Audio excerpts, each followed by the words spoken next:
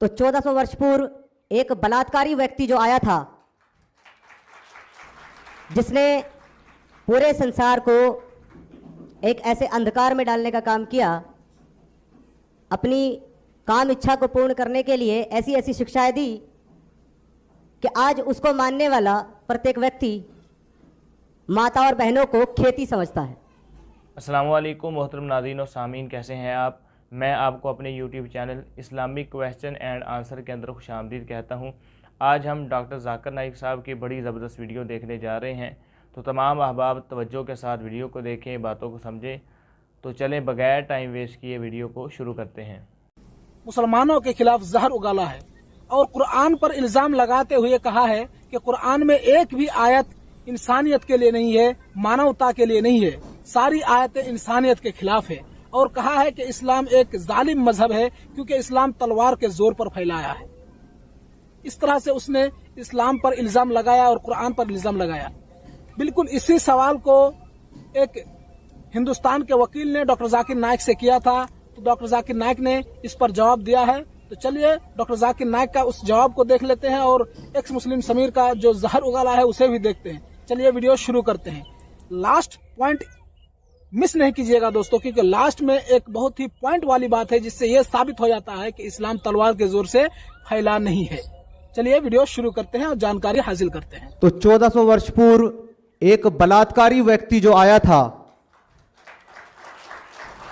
जिसने पूरे संसार को एक ऐसे अंधकार में डालने का काम किया, अपनी काम इच्छा को पूर्ण करने के लिए ऐसी ऐसी शिक्षाएं दी कि आज उसको मानने वाला प्रत्येक व्यक्ति माता और बहनों को खेती समझता है और उनको केवल इस बात इस्तेमाल का की आपको अगले वीडियो में प्रयोग करने की वस्तु समझता है बलात्कारी लफ्ज का जवाब अगले और वीडियो उनको में। मारना और पीटना अपनी मर्दानगी समझता है।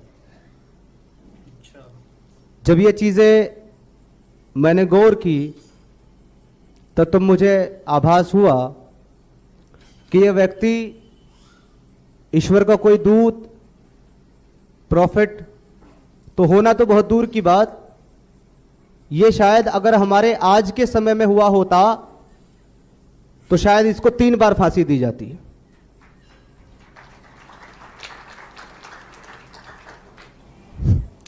तो यदि इस्लाम में आप मानवता ढूंढेंगे, 6663 आयतें कुरान के अंदर मौजूद हैं।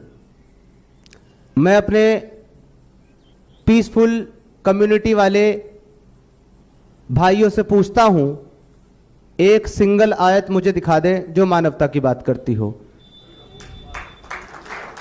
एक सिंगल 6662 आप रख लें, मेरे को केवल एक दे दें, मैं मान लूंगा इस्लाम इंसानियत का और अमन का मजहब। ये चिल्लाते हैं ना, Islam is very peaceful religion, इस्लाम अमन का मजहब है, इस्लाम भाईचारे का मतलब मजहब है। किधर तुम्हारी कुरान में भाईचारा नहीं तो किधर से मजहब है भाईचारे का। केवल एक आयत सिंगल आपको मिलेगी, सूरे अल माइदा की आयत नंबर 32। और बड़े मजे की बात यह है कि दुनिया का हर एक इस्लामी स्कॉलर इसको कोट करते हुए कहता है कि देखो यहां इंसानियत की बात हो रही है। पर जब आप उस आयत के ऊपर गौर करेंगे, क्योंकि उसकी डेप्थ को वो समझ सकता है जिसने अरबी को अंदर तक समझा हो और कुरान को अच्छी तरीके से समझा हो, तो वो आयत भी एक्चुअली इंसानियत के बारे में नहीं, मुसलमानों के बारे में है। कि मैं हरिद्वार नगरी का रहने वाला हूं, जैसे कि मैंने आपको बताया, वहां पर बाबा जी तैमूर लंग आया था। तैमूर लंग जो था वो उसने वहां पर हमला किया था और हमारे हरिद्वार की जो इंस्टीट्यूशन है वहां पर आज भी वो हिस्ट्री आपको मिल जाएगी लिखी हुई। एक दिन में 1 लाख से ज्यादा सनातनी हिंदुओं का सर काटने का काम किया था तैमूर लंग ने केवल हरिद्वार में। और जो बचे थे वो डर करके इस्लाम कबूल कर लिए थे।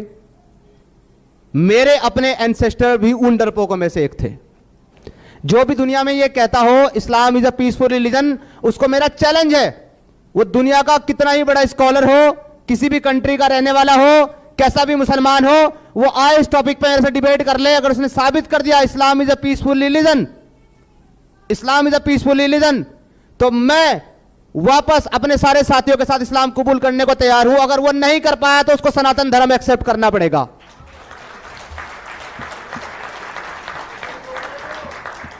मेरा नाम BS गुप्ता, मैं एक एडवोकेट हूं।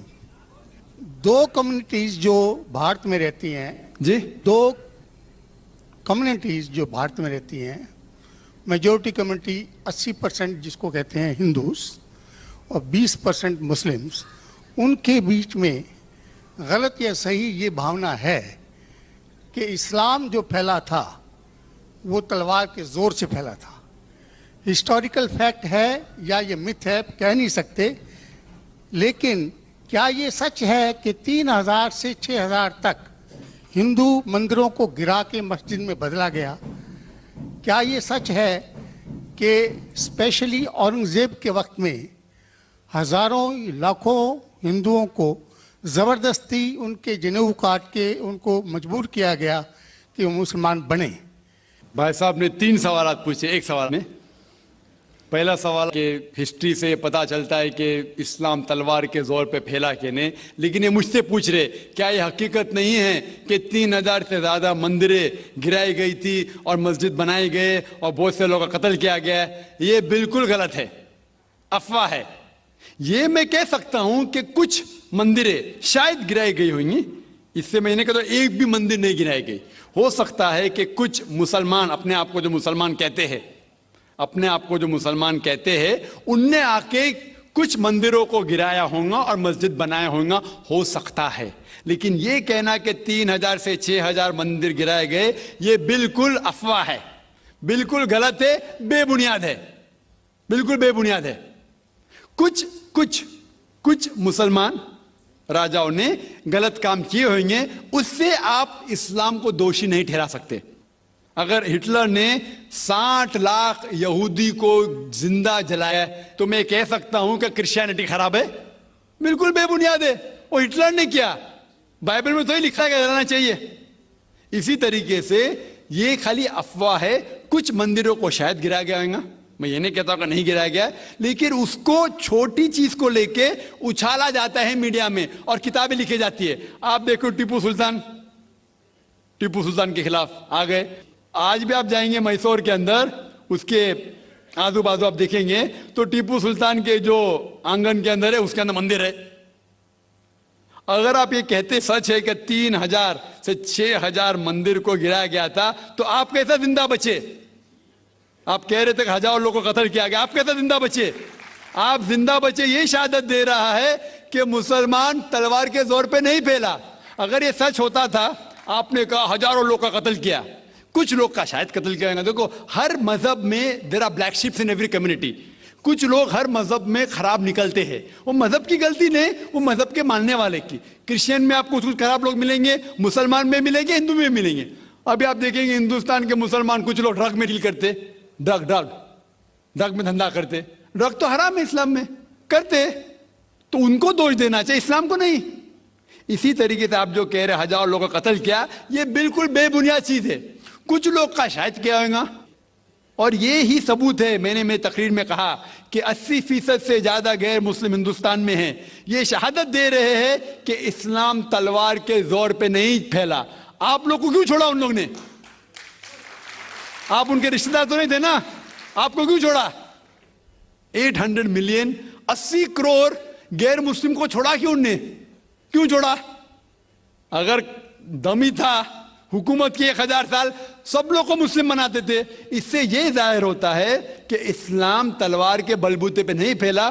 कई लोग, कई गैर मुस्लिम इस्लाम से मुतासिर होके उन्होंने इस्लाम कबूल किया। तो यह कहना बिल्कुल गलत है।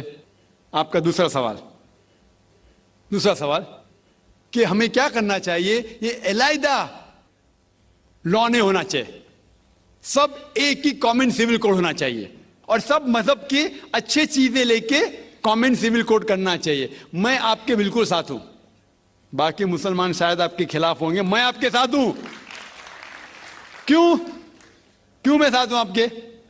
पहला चीज, हम मुसलमान अगर दिगर मज़हब के बारे में जानेंगे, कभी कॉमन सिविल कोड की बात आती, सबसे ज्यादा नारा मुसलमान गलत है, गलत है। यह मुमकिन ही नहीं है, क्योंकि हिंदुस्तान में हिंदू मजहब के कितने फिरके हैं, यह मुमकिन ही नहीं है। मुसलमान तो सिर्फ 20% या 80% या 75% जो हिंदू लोग हैं उसमें ही मुमकिन नहीं है। ये कॉमन सिविल कोड हिंदू लोग ही इसको फॉलो नहीं कर सकते। हिंदू मजहब में कितने मुख्तलिफ ग्रोह है, एक कहता है कि बेटी को जाना चाहिए, एक कहता है बेटे को जाना जायदाद, एक कहता है कि जितनी खेती है वो नहीं जा सकती बेटी को, दूसरा ग्रोह कहता है, कितने मुख्तलिफ ग्रोह है, हजारों। यह मुमकिन ही नहीं है पास होना, मुमकिन ही नहीं। मैं कहता हूं यह अफसोस की बात है कि हम मुसलमान जानते ही नहीं, हमको आवाज करने की जरूरत ही नहीं है। ये खाली हमें छेड़ रहे हैं, क्या कर रहे, छेड़ रहे हैं और हम उकसा जाते। Point number 1। पॉइंट नंबर 2, मान लो आप लोग कबूल करते हैं कि कॉमन सिविल कोड होना चाहिए। आपने क्या कहा कि सारे धर्मों के अच्छी बात को लेना चाहिए, बिल्कुल सही। मेरा पहला सवाल, आप इस्लाम में एक चीज बताओ जो इंसानियत के खिलाफ है, तो हम निकाल देंगे उसको।